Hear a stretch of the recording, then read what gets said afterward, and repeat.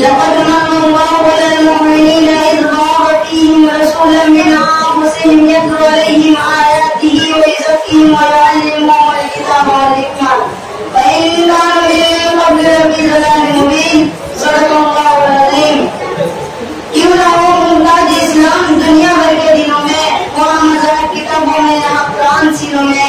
سامعین گرامی، کچھ دیر کے لیے ہاتھ سے رشتہ توڑ کر بھاگتی روتی گاڑیوں اور ترقی یافتہ دور سے نظر ہٹا کر 15 صدیاں پیچھے جائے، تاریخ کے سوالات کھنگالے اور دیکھے دنیا میں کیا تھا. ظلمت ہی ظلمت تھی، اندھیرا ہی اندھیرا تھا، جب عام تھا، شراب نوشی تھی، زنا کاری معلوم نہ تھی، افراتفری تھی، اضطراب تھا، بے چینی تھی، بدی کا راز تھا. کچھ کفر میں چلے بڑھائے، کچھ جرم نے فکرے پھیلائے، سینوں میں عداوت جاگ اٹھی، انسان سے انسان ٹکرائے، پامال کیا برباد کیا. کمزور کو طاقتور نے جب جرم ستم حد سے گزرے، تشریف محمد لے آئے.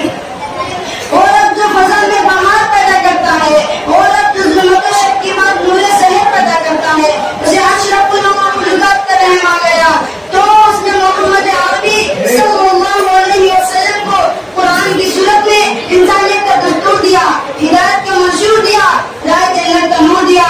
قرآن نے شہر بدل دیے، منزل بدل ڈالی، معیشت بدل ڈالی، تجارت بدل ڈالی، معاشیت بدل ڈالی، سخاوت بدل ڈالی، شجاعت بدل ڈالی. ڈاکو اور لٹیرے معصوم ہمدرد انسان بن گئے، ظالموں ستمگر عادل ہمدرد انسان بن گئے.